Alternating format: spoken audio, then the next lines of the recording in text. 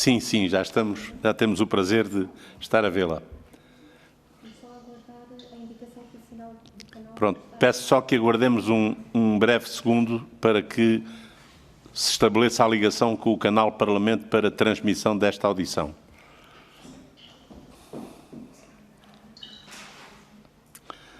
Aproveito este entretanto para dar uma saudação muito especial à Sra. Eurodeputada Maria Graça Carvalho, uma antiga colega no Parlamento Europeu, de quem tenho muitas saudades e que espero ter a oportunidade de as poder matar nesta audiência, que estou certo que será muito interessante para nós e que permitirá uma troca de impressões ampla sobre o seu trabalho. Pronto, estamos em condições de dar início então formalmente a esta audição. Eu, uma vez mais, saúdo e agradeço a presença da Eurodeputada Maria da Graça Carvalho.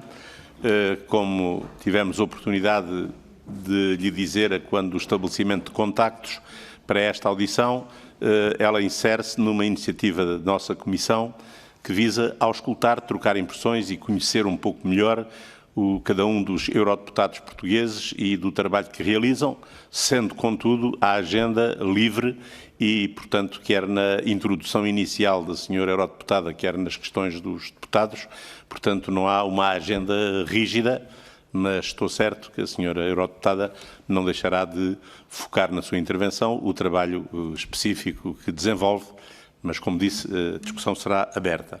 Portanto, a senhora deputada tem, segundo a nossa grelha, onde é que ela está? 10 minutos iniciais, 10 minutos para uma intervenção inicial, após o que cada um dos grupos parlamentares disporá de 5 minutos para a questionar e a senhora eurodeputada terá igual tempo de resposta.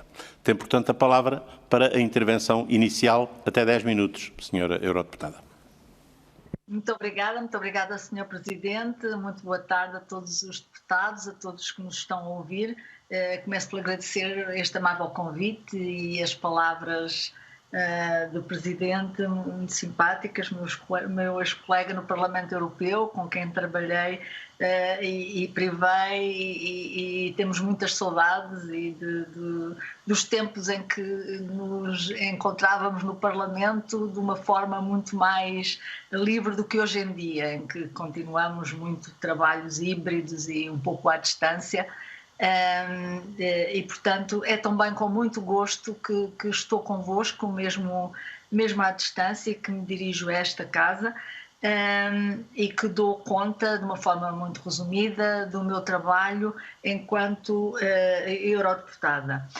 Eu tenho uma linha, embora esteja em várias comissões, tenho uma linha de atuação muito guiada pela forte convicção, que é uma convicção pessoal e que tem acompanhado o meu trabalho profissional ao longo dos tempos, de que a ciência, a inovação, a tecnologia contribuem para a melhoria das condições de vida, para a economia e para a solução de muitos dos problemas que enfrentamos.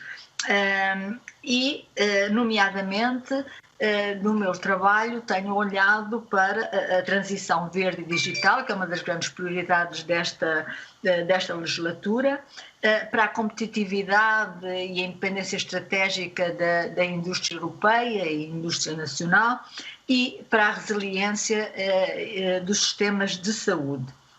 E faço isto nas várias comissões em que me encontro. A primeira comissão é a Comissão ITRE, da Indústria, Investigação Científica e Energia, do qual sou vice-coordenadora do Partido Popular Europeu. Depois sou também membro permanente da Comissão da Inteligência Artificial, membro permanente da Comissão dos Direitos das Mulheres e Igualdade de Género, onde me dedico também muito a estas questões das mulheres nas áreas científicas, na ciência, no empreendedorismo, e agora tenho dedicado bastante às mulheres na sociedade digital e no mundo digital. E também sou membro membro eventual da Comissão de Mercado Interno e Proteção dos Consumidores, e também me dedico nesta comissão exatamente às áreas mais tecnológicas, nomeadamente ao mercado interno digital. Nas delegações sou membro da delegação dos Estados Unidos e outra vez aí com muita atenção à cooperação científica, à cooperação entre as universidades, às questões das patentes, das relações na tecnologia entre a Europa e os Estados Unidos. Portanto, neste sentido, tenho tido e tive já durante este primeiro ano e meio de trabalho vários relatórios importantes e com muito importância para o nosso país, e gostava de começar por salientar nesta primeira vertente da transição verde e digital. Fui relatora da Agenda Estratégica do Instituto Europeu de Inovação e Tecnologia, portanto um instituto que financia ensino superior, ciência e inovação. Foi interessante porque foi um relatório em que teve duas relatoras, uma da Agenda Estratégica, que fui eu, e outra do regulamento, que foi a Marisa Matias, e que foi um relatório que foi terminado, foi talvez o primeiro relatório que foi concluído pela presidência portuguesa. Portanto, tivemos um trio, duas relatoras e a presidência, todos, não podemos falar português, não é? Porque estavam os shadows e os outros Estados-membros, mas foi um relatório muito na área, muito português. Neste relatório, portanto, as principais alterações em relação ao Instituto que já existe desde 2008, foi uma maior simplificação dos procedimentos, uma melhor distribuição dos financiamentos, que, como muitos dos programas europeus, é muito concentrado nos países mais industrializados, e, portanto, nós introduzimos várias medidas que vão levar a uma distribuição mais equilibrada dos fundos e a introdução de duas novas áreas de grande importância para Portugal. Uma, os oceanos e a água, e a outra, o setor cultural e criativo. Aliás, o Parlamento Europeu tem tido um papel muito importante para considerar a área da cultura e dos setores criativos como uma grande prioridade, tanto no nível, e foi considerada a nível do Horizonte Europa. O Horizonte Europa, como sabem, é o terceiro grande programa a nível europeu, é o programa da ciência e inovação, e pela primeira vez tem como prioridade a cultura e o setor criativo, justificando com a interação com as tecnologias, nomeadamente as tecnologias digitais, e também, por pressão do Parlamento Europeu, foi considerada como prioridade para o Plano de Recuperação e Resiliência, e, portanto, está na mão dos Estados-membros considerarem nos seus planos nacionais a cultura e o setor criativo também como uma prioridade. E por isso, porque este instituto é no âmbito do Horizonte Europa, foi-nos possível criar uma nova área exatamente dedicada à cultura e ao setor criativo, que nós, tanto nestas duas novas áreas, Portugal tem condições para ter uma grande participação neste instituto. Um conjunto de relatórios que tenho neste momento em mão são as parcerias tecnológicas do Horizonte Europa. Portanto, elas têm um financiamento que é cerca de 30% de todo o Horizonte Europa. O Horizonte Europa é um programa que tem um financiamento de cerca de 80 mil milhões de euros, e estas parcerias são 11, cobrem em vários relatórios, cobrem áreas de grande interesse para Portugal. O primeiro relatório, que já está pronto, é um relatório de computação de alto desempenho, em que conseguimos trazer para Portugal um supercomputador que irá, salvo erro, se for confirmado pelo Governo, tudo leva a crer, para a região do Minho, no valor, portanto, num projeto no valor de cerca de 27 milhões de euros. Portanto, a computação de alto desempenho é importantíssima para o avanço de áreas como a saúde. As alterações climáticas vão permitir modelações mais sofisticadas, e, portanto, é crucial que nenhum país fique para trás e que tenha acesso a computadores desta natureza. É também muito importante para a área dos dados e da inteligência artificial. Mas Estas parcerias envolvem ainda, há uma parceria que é a área do hidrogénio, a parceria para o hidrogénio, a parceria para a ferrovia, a aviação limpa, que se chamava Clean Sky, agora é Clean Aviation, uma parceria na área de biotecnologia, da economia circular, portanto aqui áreas que vão ser cruciais, que pretendem desenvolver entre as grandes universidades e centros de investigação e as unidades mais pequenas e as empresas, as tecnologias que nos vão permitir atingir os objetivos, que são objetivos ambiciosos, que nós desenhamos, objetivos políticos para 2030 em matéria, por exemplo, das alterações climáticas, mas não só, todos os objetivos ambientais e os objetivos também na área digital. Portanto, estas parcerias são, no fundo, o centro do desenvolvimento de estratégias europeias que se ligam tanto aos fundos regionais como ao plano de recuperação e resiliência, porque algo que está muito presente nestas parcerias e é a política da Comissão e apoiada pelo Parlamento e pelo Conselho é as sinergias e, portanto, em que haja toda uma coordenação entre o que é financiado pelo Horizonte Europa e por estas parcerias e o que é financiado, por exemplo, pelo Plano de Recuperação e Resiliência e pelos fundos regionais, porque os desafios são tão grandes que precisamos de projetos de dimensão e projetos que precisam de ser financiados com alguma dimensão e que por vezes não é suficiente um único programa e, portanto, podemos ter um programa mais para o desenvolvimento tecnológico, outro para a demonstração, outro mais para a aplicação à escala real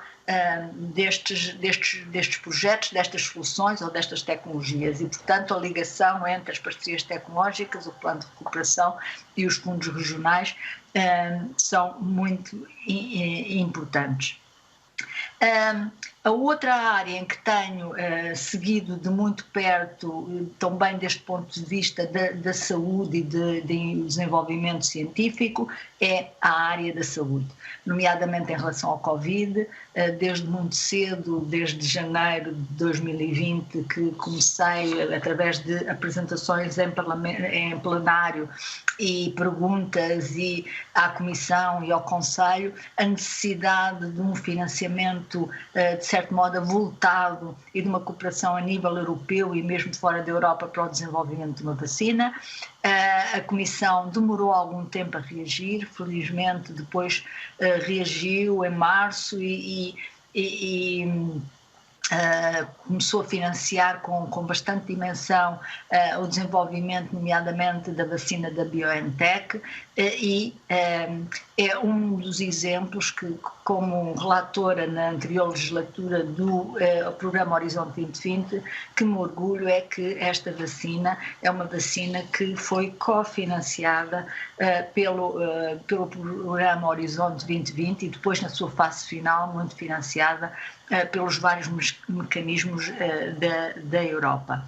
Ela foi financiada, é importante saber-se, por um programa de investigação fundamental dentro do Horizonte 2020, que é o European Research Council, para uma investigação científica de uma vacina para a área do cancro. E foi o desenvolvimento desta tecnologia, que até tinha outro objetivo, que já estava bastante adiantado, que facilitou que, quando começou a pandemia, este conhecimento fosse redirecionado para esta aplicação e daí se ter conseguido desenvolver a vacina num tempo recorde.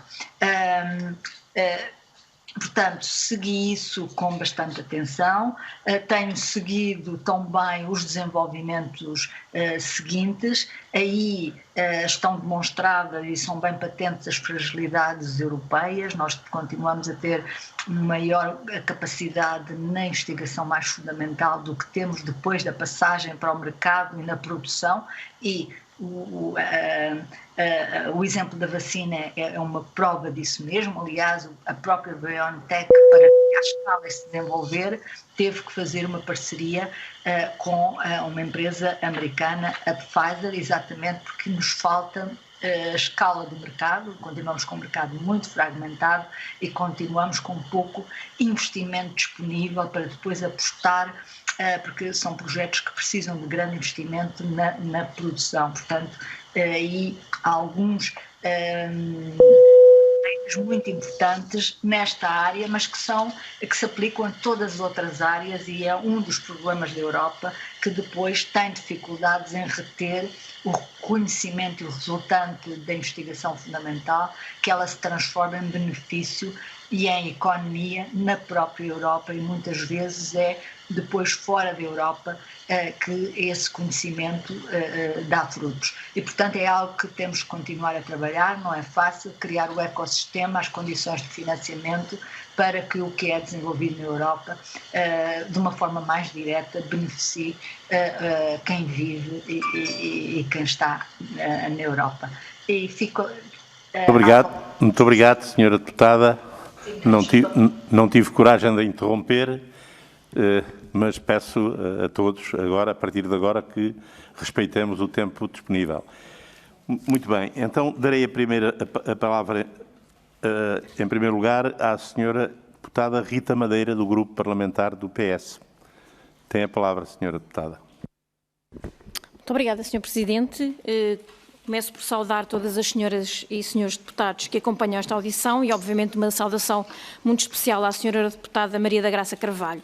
Agradecendo-lhe em nome do Grupo Parlamentar do Partido Socialista a sua presença aqui hoje, já é a segunda vez, porque entendemos que estas audições contribuem para uma maior aproximação entre os dois Parlamentos, mas também porque é um gosto e, no meu entender, também um dever percebermos e debatermos o importante trabalho que os nossos deputados fazem no Parlamento Europeu em representação do povo português. A senhora deputada tem como áreas de atuação mais relevantes, aliás fez referência também agora aqui na sua intervenção inicial, dos direitos das mulheres e da igualdade de género e também do desenvolvimento tecnológico e digital. O que à primeira vista pode parecer duas áreas antagónicas, mas que cada vez são mais conexas. E o exemplo disso é o parecer sobre a construção do futuro digital da Europa e as barreiras ao funcionamento do mercado único digital e o relatório sobre o fosso digital entre homens e mulheres, participação das mulheres na economia digital, os quais, eu espero não estar aqui a cometer um erro, a senhora deputada é a relatora da Comissão dos Direitos das Mulheres e da Igualdade de Género. Todos temos a noção que houve um avanço muito significativo nos últimos anos no envolvimento das mulheres nas áreas da tecnologia e do digital. Cada vez existem mais a trabalhar e a liderar projetos nestas áreas. Portugal temos vários exemplos, mas não podemos negar que ainda é o chamado mundo dos homens. Penso que as mulheres representam apenas 30% da força de trabalho em tecnologias. Existe ainda uma grande disparidade em todos os domínios da tecnologia digital, particularmente nas tecnologias inovadoras como a inteligência artificial e cibersegurança.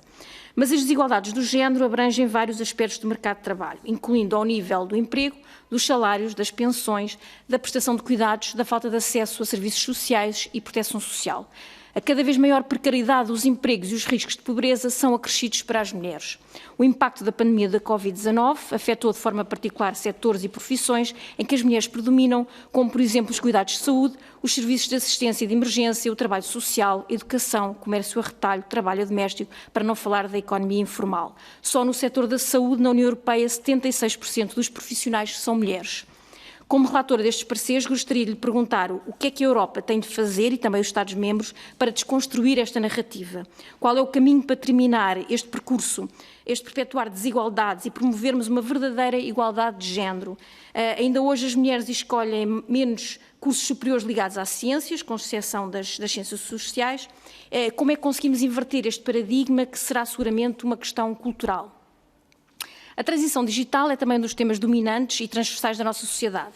A Europa elegeu-a como uma das dimensões fundamentais e estruturantes para a recuperação. Aliás, é uma das prioridades da presidência portuguesa e também uma das 6 prioridades da Comissão Europeia para o quinquênio 19-24. A transição digital irá alterar o dia-a-dia e é uma oportunidade e um desafio para a União Europeia e para o seu modelo económico e social.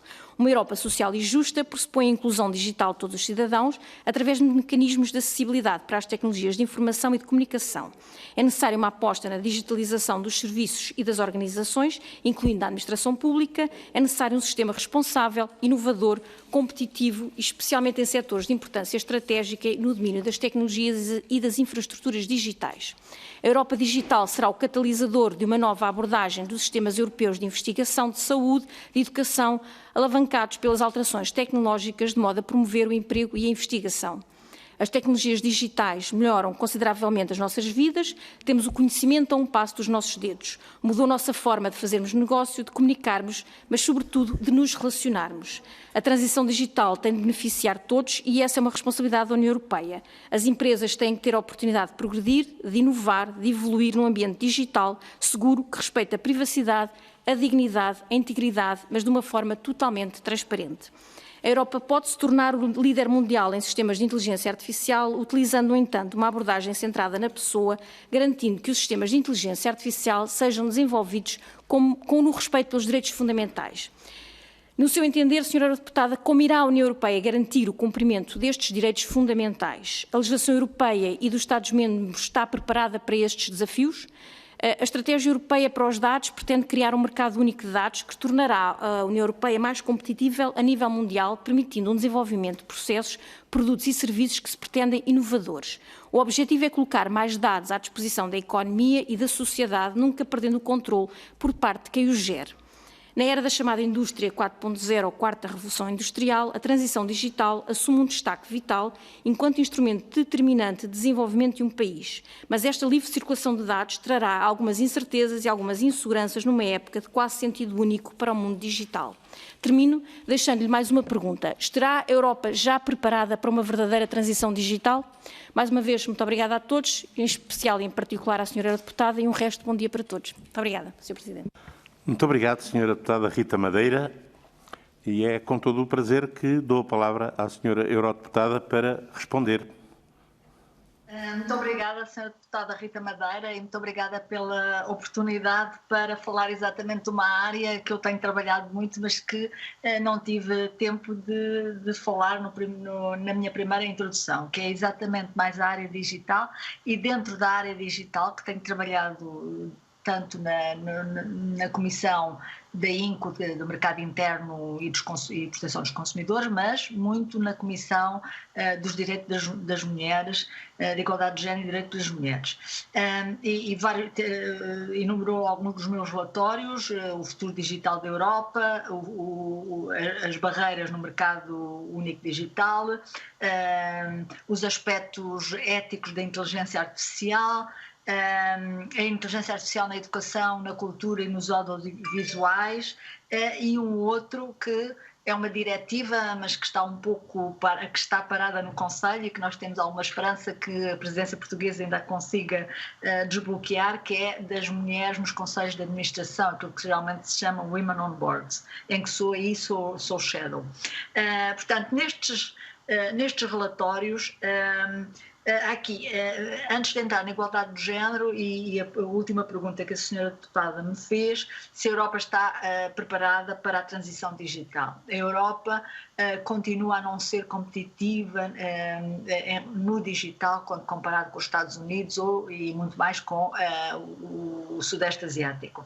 E é essencialmente porque não temos mesmo a questão das infraestruturas, precisamos de melhores infraestruturas mais modernas, e, portanto, aqui um alerta para os novos financiamentos do Plano de Resiliência e o novo Orçamento Europeu que seja aplicado nestas infraestruturas digitais que são tão importantes para o futuro da Europa.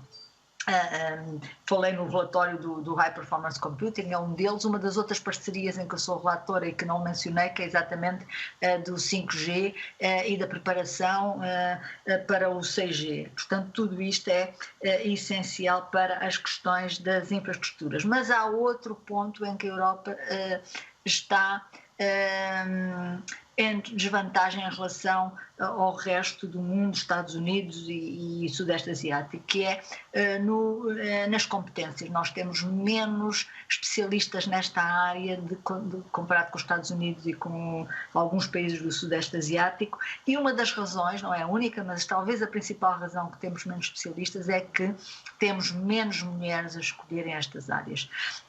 Temos 30% em geral na área digital, mas quando vamos mesmo para as partes mais tecnológicas e da engenharia, temos cerca de 18%. E quando olhamos para os cursos relacionados com estas áreas de engenharia informática, engenharia dos computadores, a nível da Europa, e que também é o valor em Portugal, ainda o valor é mais baixo, é cerca de entre 16% e 17%. Portanto, a situação não está a melhorar.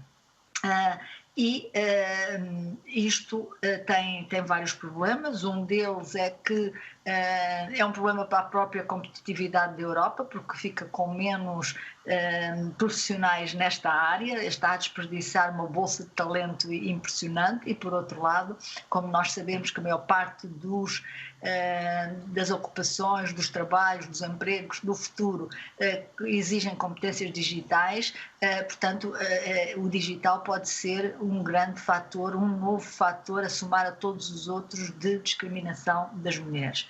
Por outro lado, está provado que pessoas com estas competências, nomeadamente a nível muito especializado, têm salários superiores às que não têm estas competências, e portanto isto vai agravar ainda o fosso salarial entre homens e mulheres, e ainda mais complicado, com consequências mais agravadas, o fosso nas pensões entre mulheres e homens, em como nós sabemos que é um setor muito afetado pela pobreza, são exatamente as mulheres reformadas e aposentadas. Portanto, temos que combater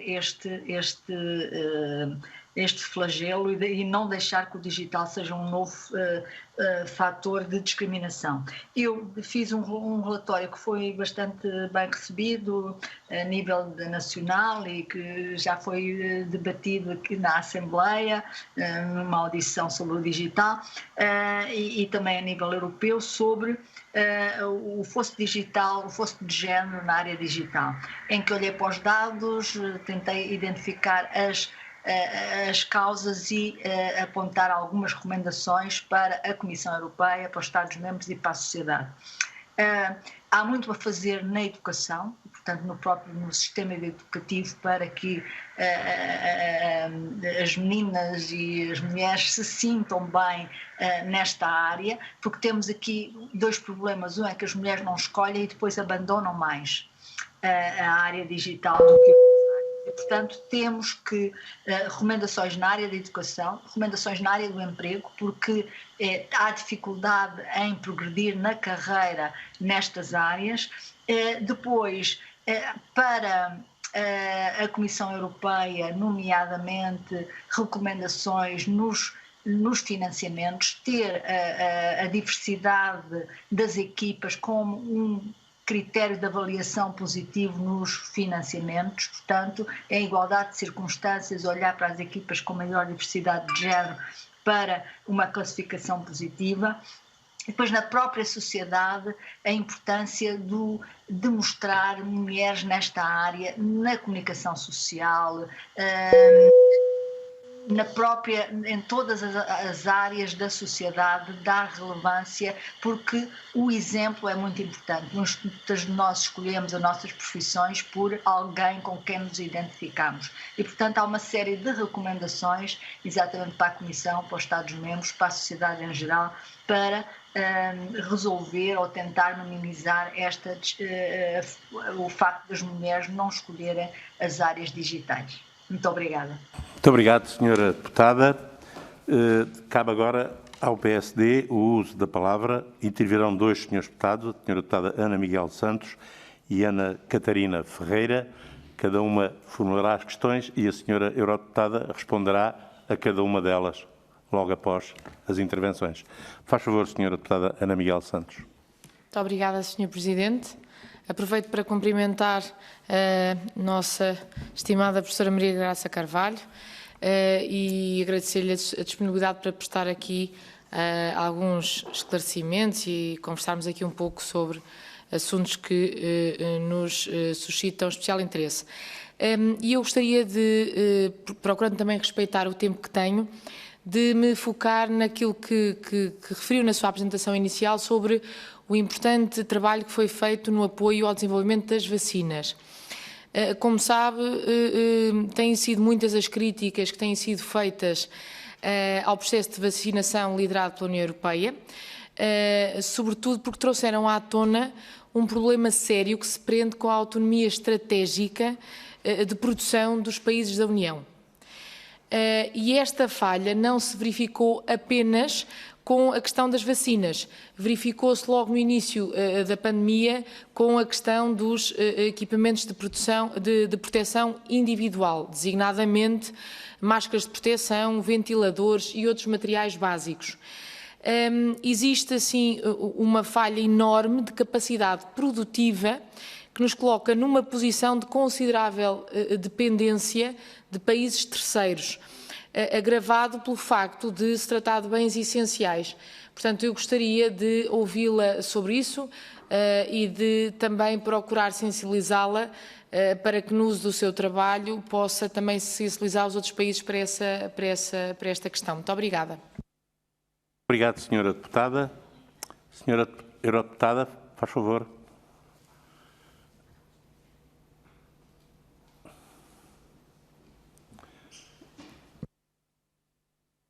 Por favor, Senhora Deputada. Não é a primeira minha pergunta?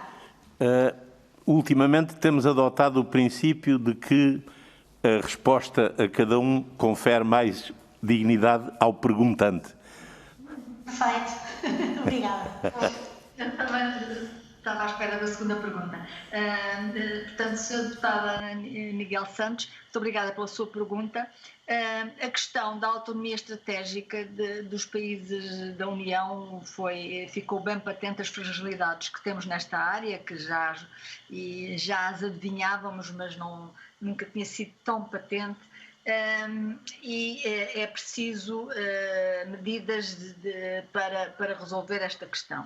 Eu sou da opinião de que esta questão não se resolve com proteccionismo nem com fechar a nossa economia. Nós devemos continuar a ter uma economia aberta à colaboração com o mundo, mas para que consigamos ser resilientes e estrategicamente independentes naquilo que é importante para a Europa, precisamos, por um lado, de continuar num grande investimento nas nossas capacidades básicas, na formação, na educação e no ensino, na investigação científica, porque se provou que aqueles que conseguiram desenvolver a vacina, por exemplo, mais rapidamente foi aqueles que mais investiam nestas competências e na investigação científica.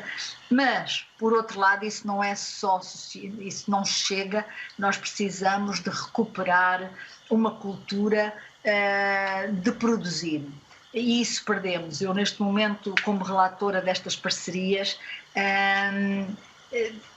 fico muito, mesmo chocada com a capacidade que nós perdemos de produzir as coisas mais simples. E nós temos que voltar a ganhar essa competência da produção. Eu estou a falar, por exemplo, nas competências digitais dos microprocessadores, que não são, na sua maior parte, não são produzidos na Europa. Nós dependemos da China para a importação dos microprocessadores, para praticamente tudo.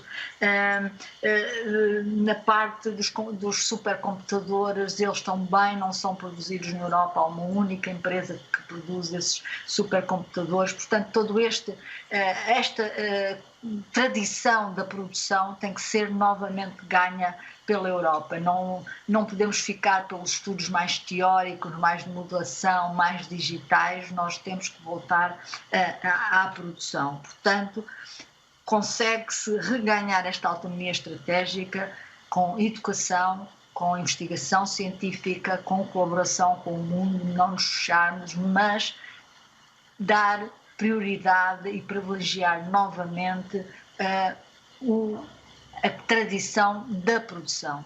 Temos que produzir porque cria riqueza e porque nos torna mais independentes e melhor preparados para enfrentar crises futuras. Muito obrigado, Sra. Eurodeputada. É então agora a vez de dar a palavra à deputada Ana Catarina Ferreira. Obrigada, Sr. Presidente. Começo por lhe endereçar os meus cumprimentos extensivos às senhoras e aos senhores deputados e hoje é um enorme prazer cumprimentar a Sra. Eurodeputada Graça Carvalho, a quem não posso deixar de dirigir também uma especial saudação. E achei extremamente interessante ouvi-la falar sobre o relatório em que foi relatora, o tal denominado Colmatar o Fosso Digital entre Homens e Mulheres, a participação das mulheres na economia digital. Porque nos dias que correm, infelizmente, ainda existem desigualdades de género em diversas áreas. No entanto, a existência de um enorme fosso entre homens e mulheres na área da economia digital é algo que me surpreende e que me parece que já devia ter sido ultrapassado, principalmente na Europa. Ou seja, há fossos digitais, um bastante visível é entre diferentes gerações, ou seja, intergeracional, e a dificuldade que algumas faixas etárias têm em se adaptar ao digital. Mas neste caso parece-me transversal ao género. Outro fosso digital manifesto é entre quem habita em zonas urbanas e rurais. Ainda existem zonas de baixa densidade sem acesso à banda larga no nosso país, ou até em determinadas profissões. Por exemplo, os professores, nestes últimos tempos, tiveram de se atualizar repentinamente em relação ao digital. Ora, muitos não estavam preparados e nem sempre houve formação. Mas a verdade é que o relatório é factual e, como nos disse, e eu anotei, apenas 18% dos profissionais de tecnologias de informação e comunicação na Europa são mulheres. Mas o que mais estranho é que entre as cerca de 1,3 milhões de pessoas que estudam na área da tecnologia de informação e comunicação, só 17% são raparigas. Face a estes factos, é inegável a existência de uma desigualdade real e não meramente aparente, mas custa compreender estes números hoje em dia e, nesse sentido, e uma vez que foi relatora, pedi-lhe que nos ajudasse a compreendermos melhor esta desigualdade de género no âmbito da economia digital em concreto. Trata-se, a seu ver, de uma desigualdade apenas temporal? Um dos planos em que mais medidas podem ser implementadas é ao nível da educação, mas não nos disse exatamente quais é que eram as recomendações propostas para esta área. Nesse âmbito, a minha questão é também que medidas podem e devem ser implementadas na educação, até porque a área digital será um skill necessário não apenas para quem segue a área informática e tecnológica, mas praticamente para qualquer área no futuro. Por outro lado, em termos de digitalização e inteligência artificial, temos fortes concorrentes fora da Europa, nomeadamente em países como a China, a Índia e Estados Unidos, com investimentos muito elevados nessas áreas. Portanto, é fundamental termos fortes impulsos para melhorarmos a competitividade da economia europeia nestas áreas, como também nos mencionou. E nesse sentido, quanto maior for a nossa bolsa de talento, criatividade, competência e capacidade de inovação, maior é a nossa capacidade competitiva. E mencionou-nos que as principais barreiras que a Europa enfrenta em termos globais. E a última questão que lhe coloco é a seguinte: e Portugal? No nosso país em específico, qual é a principal barreira para que possamos ser mais competitivos a nível da economia digital? Obrigada. Muito obrigado, Sra. Deputada Ana Catarina Ferreira. Dou a palavra à Sra. Eurodeputada para responder. Muito obrigada, Sra. Deputada Ana Catarina Ferreira, é um gosto revê-la. Questões muito pertinentes. Principais razões.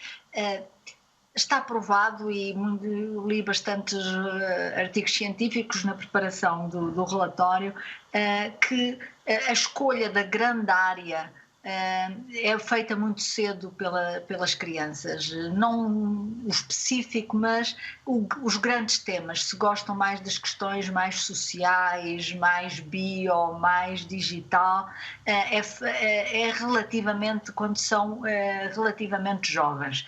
E houve um estudo que o Parlamento Europeu teve acesso, em que nos mostrou que quando perguntados a crianças por volta dos 10 anos, quando perguntadas se gostariam de ser algo na área digital quando fossem adultos, entre as meninas só 3% é que disseram que sim, o que é extremamente preocupante.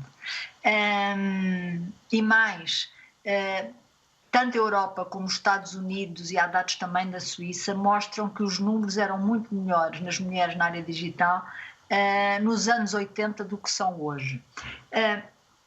O que é que os especialistas dizem? A principal razão porque é que as meninas não gostam tanto do digital tem muito a ver com os estereotipos da sociedade. Associam muito a um rapazinho sentado atrás de um computador a fazer jogos, a passar o dia no computador, e as meninas gostam de outro tipo de coisa. Portanto, é este tipo de estereotipo que nós temos que desmistificar. Temos que, e conseguimos já fazer, e conhecemos métodos que levaram a atrair as mulheres, por exemplo, a outras áreas da ciência, para a física, para as áreas bio. Nós temos programas a nível de Portugal muito bem sucedidos nesta área, temos aumentado muito as mulheres na ciência em todas as áreas, exceto no digital, com o programa Ciência Viva, o Ciência Viva nas escolas, em que há todas as metodologias, os museus de ciência, há tudo uma metodologia para atrair as crianças para a ciência, para atrair as meninas para a ciência, que têm sido muito, muito bem sucedidas. Na área digital, temos que ter um programa do mesmo género. Há um papel aqui muito importante da escola para fazer com que cresça o interesse das meninas ainda muito novas. Isto tem que se começar cedo a gostarem da área digital e não considerarem que isto é para os rapazes.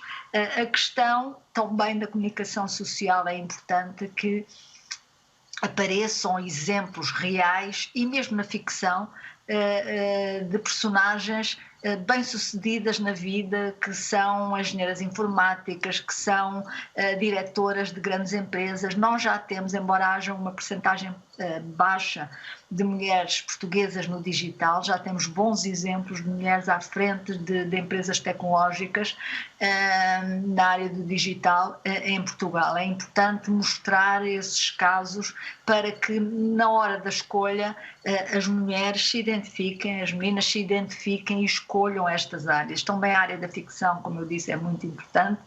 Os Estados Unidos, alguns estudos mostram que tiveram um aumento grande das mulheres a escolher direito depois daquelas séries em que havia mulheres muito bem-sucedidas como advogadas, como juízas, como procuradoras, e portanto isso tem influência, tem importância, e portanto há aqui a responsabilidade de todos para chamar a atenção para este problema. A Comissão Europeia começou e reagiu já a este relatório, começou, por exemplo, com um grande programa de formação para meninas e para jovens mulheres na área do digital, nomeadamente do EIT, e são ações destas de todos nós, na família, na escola, no emprego, na comunicação social, todos juntos, as universidades, os dias abertos. É preciso mostrar as professoras de informática a fazer os dias abertos. Por exemplo, eu sou professora de engenharia mecânica. Quando eu fazia o dia aberto no meu departamento, havia muito mais meninas a escolher a engenharia mecânica do que quando eram os homens a fazer o dia aberto, mas um tipo de 2% para quase 30% de diferença de mulheres. Portanto, isto mostra o papel do exemplo, não é? Que há mulheres, as meninas escolhem e, portanto, começa-se a criar a massa crítica que é tão importante. Muito obrigado, Sra. Deputada. Darei agora a palavra, e será a última intervenção, à Sra. Deputada e Vice-Presidente desta Comissão, Fabíola Cardoso. O Sr. Deputado Bruno Dias pediu-me para cumprimentar a Sra. Eurodeputada e transmitir-lhe quanto lamenta não poder estar presente, mas uma atividade parlamentar sobreposta impede-o. E não tenho outros pedidos de inscrição, pelo que darei a palavra à Sra. Deputada Fabíola Cardoso. Muito obrigada, Sr. Presidente. O Grupo Parlamentar do Bloco de Esquerda, para identificar perante a Sra. Eurodeputada. Muito obrigada, Sr. Presidente. Cumprimentar quem nos acompanha, seja aqui na sala, os nossos serviços, deputados e deputadas, quem nos acompanha online, e especialmente a Sra. Eurodeputada Maria da Graça Carvalho, e agradecer a apresentação com que nos brindou e que nos deu a conhecer algum do trabalho que realiza nestas áreas que são também para o Bloco de Esquerda tão importantes, principalmente pelas dificuldades que resultam da sua articulação, a área da investigação científica, da transição digital, mas também a área dos direitos humanos e, em particular, aquilo que diz respeito à igualdade de género. Foram também já colocadas aqui várias questões por outros grupos parlamentares que contribuíram para termos uma perspectiva mais vasta do trabalho que é realizado pela senhora eurodeputada nestas áreas em particular.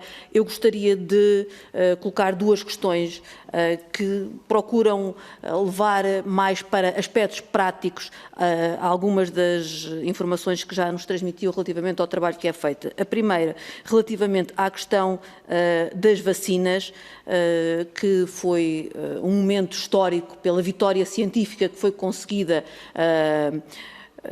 pela ciência europeia e pela estratégia europeia também para abordar esse assunto e que contribuiu para hoje ouvirmos falar muito mais em parcerias, em cooperação, até em sinergias. E daí passámos para reconhecimento daquilo que o Bloco de Esquerda já vinha a dizer há bastante tempo, que é, de facto, necessário que haja também um desenvolvimento industrial, que não se abdique de um desenvolvimento industrial, que não se abdique de aquilo que antigamente alguns, e hoje se retoma a palavra de soberania, uma soberania que agora se chama uma estratégia de produção independente, mas que não corresponde àquilo que é a real necessidade da Europa.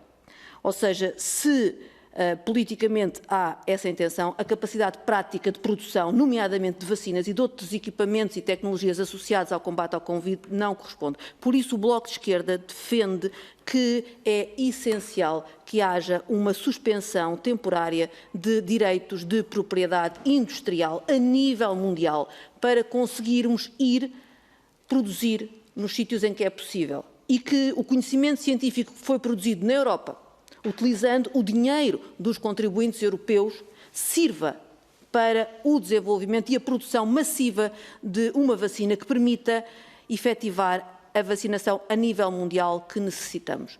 Portanto, gostaria de perguntar a sua opinião, uma vez que trabalha especificamente relativamente a estas questões, nomeadamente de patentes, qual é a sua perspectiva sobre este assunto e de que maneira é que vê também a atitude da União de se opor ao pedido que foi feito em sede da Organização Mundial do Comércio, nomeadamente pela Índia e pela África do Sul, para conseguirem aceder a este conhecimento e rentabilizar a sua capacidade de produção para conseguirmos ter uma vacinação mais efetiva a nível mundial. Muito obrigada. Muito obrigado, Sra. Deputada. Sra. Eurodeputada Maria da Graça de Carvalho tem a palavra, por favor. Muito obrigado, Sra. Deputada Fabíola Cardoso.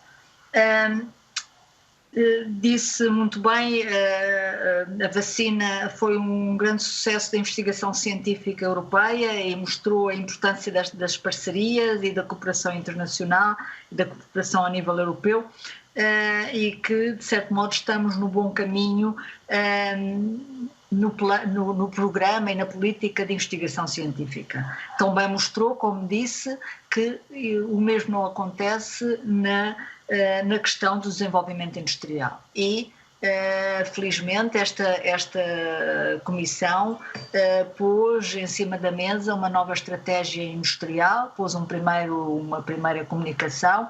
Nós estamos agora à espera que essa comunicação seja agora refeita com mais detalhe, porque pensamos que é muito importante e o grupo a que pertence, o Partido Popular Europeu, dá também uma grande ênfase nesta reindustrialização da Europa, nesta cultura de fazer, nesta cultura industrial que nos parece que seja essencial para o futuro da Europa. O segundo ponto, a suspensão da patente.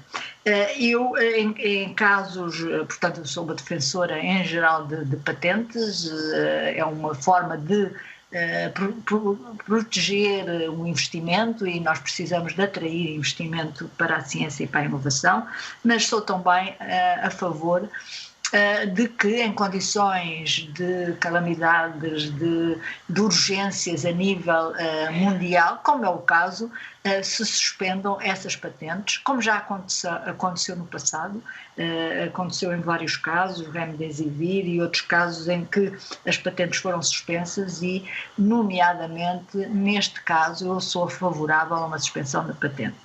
No entanto, quando eu digo isto, e já tenho falado nisto tanto publicamente como mais em reuniões mais restritas, nomeadamente com o comissário Breton, o que me é explicado é que esta suspensão da patente não iria resolver, mesmo com já fiz esta questão aos responsáveis das várias farmacêuticas, que me dizem até não temos problema nisso, o problema neste momento é que não há capacidade de produção e para fazer a transferência de tecnologia, porque precisam de fazer a transferência de tecnologia, tanto há uma parte que é o sítio industrial precisa de ser construído e mesmo que exista precisa de ser adaptado e dizem-me que isso demora cerca de 6 meses, mas além disso tem que ser feito uma transferência de tecnologia e de saber e de competências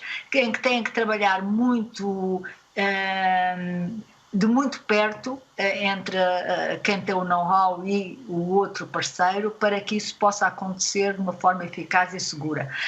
E que estão dispostos a fazer isso com quem tem a possibilidade de receber esse know-how.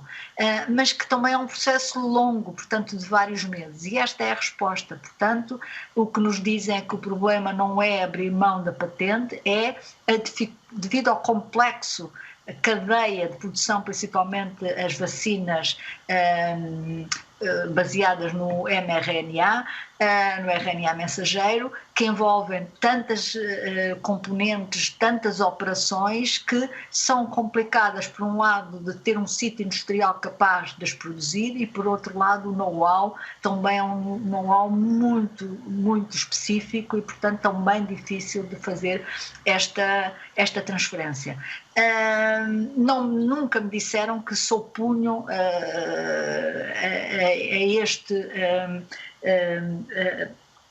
a abrir mão da patente ou de não partilhar e de ceder o know-how para que outras empresas o possam fazer. Nós continuamos a pressionar o comissário Breton no sentido de que haja uma maior capacidade de produção, que haja maiores acordos então desta transferência de tecnologia, mesmo que demorem alguns meses, é melhor começar já, ou já devia ter começado, para que se resolvam o mais rapidamente possível, porque a capacidade de produzir vacinas vai continuar, porque a seguir à primeira vacina vamos ter com certeza de passado um ano ter que ser novamente todos vacinados e portanto não é trabalho perdido fazer esta extensão da capacidade de produzir estas vacinas e, portanto, temos pressionado, há um grupo de contacto do Parlamento Europeu para pressionar exatamente a Comissão Europeia e neste momento a principal prioridade é aumentar a capacidade de produção, mas dizem-nos exatamente que o estrangulamento é nesta dificuldade de novos sítios de produção e transferir a tecnologia. Muito obrigada. Obrigado, Sra. Eurodeputada, pela esta sua intervenção e pela sua disponibilidade e pelo conjunto da audição, que me pareceu muito útil para todos nós, numa matéria que de facto é de grande atualidade e relevância. Fabíola, ainda não tinha utilizado o tempo todo, não tive essa percepção, peço desculpa. A Sra. Deputada Fabíola Cardoso tem ainda outra questão para colocar. Faz favor, Sra. Deputada. Muito obrigada, serei breve para compensar algum tempo que já foi gasto pela Sra. Eurodeputada, agradecer a sua resposta, que muito me agrada, ainda que não concordo com uma boa parte daquilo que disse. A Índia é só o segundo maior produtor mundial de vacinas e se ainda diz que tem capacidade e que precisa de acesso à tecnologia, ela deveria ser disponibilizada. Quando há países europeus a fazer acordos com o governo russo para produzirem a vacina russa em território europeu, é porque há capacidade de produção que não está a ser utilizada, Sra. Eurodeputada, e penso que são só duas informações bastante simples, que são acessíveis a quem está aqui, que certamente serão ainda mais facilmente acessíveis a quem está aí, que permitem contrapor algo daquilo que disse. Ainda assim, fico contente por haver esta pressão, esta disponibilidade, nomeadamente da família parlamentar que integra.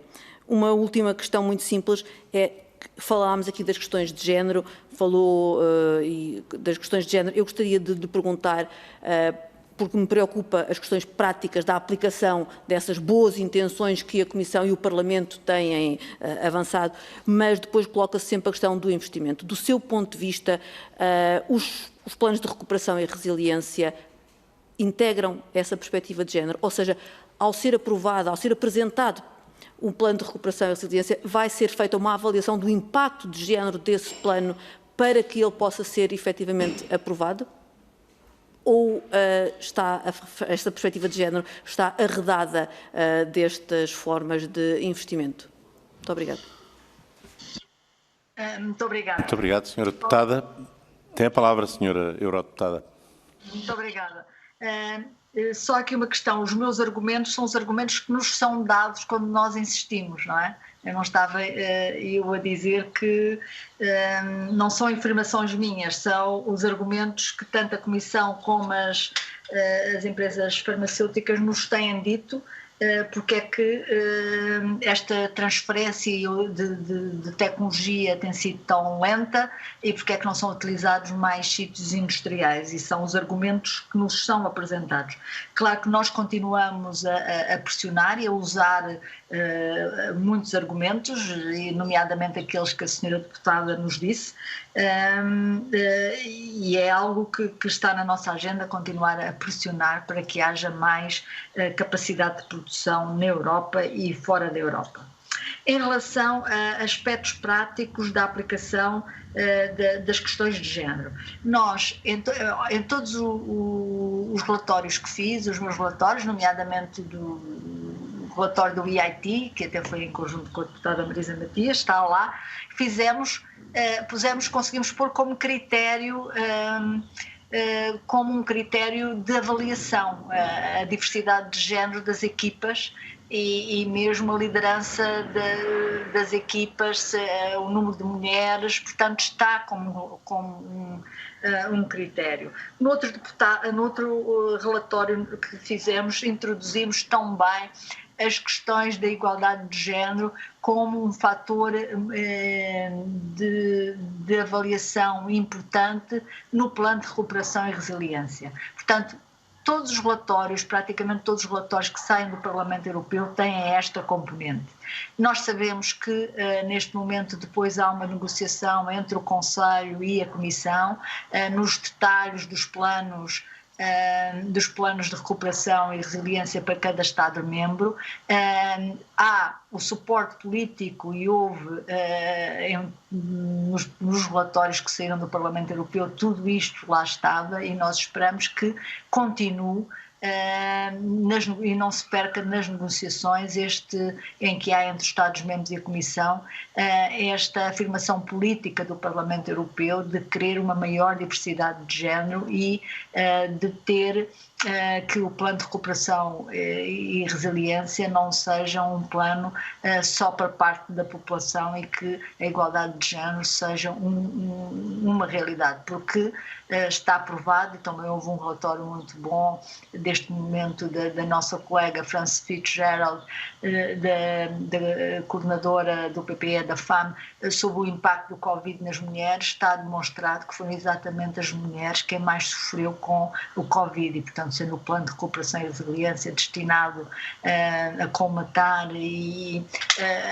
os efeitos da crise, que as mulheres sejam beneficiárias deste plano. E, portanto, o Parlamento Europeu fez a sua parte e vamos estar vigilantes em relação ao que vai acontecer. Mas também agora, cabe à Assembleia continuar nessa vigilância em relação à negociação entre o governo português e a Comissão Europeia para o Plano Nacional. Muito obrigado, senhora Eurodeputada. Mais uma vez lhe agradeço a sua disponibilidade e esta troca de informações, que tenho a certeza que foi muito útil para todos, e espero poder encontrá-la brevemente nesta ou noutra circunstância, desejando a continuação do bom trabalho que vem desenvolvendo no Parlamento Europeu. Muito obrigado, Maria da Graça. Até breve. Muito obrigada, Sr. Presidente, e a todos os deputados e deputadas. Foi um gosto e muito agradável e muito obrigada pelo convite. Muito obrigado. Vamos então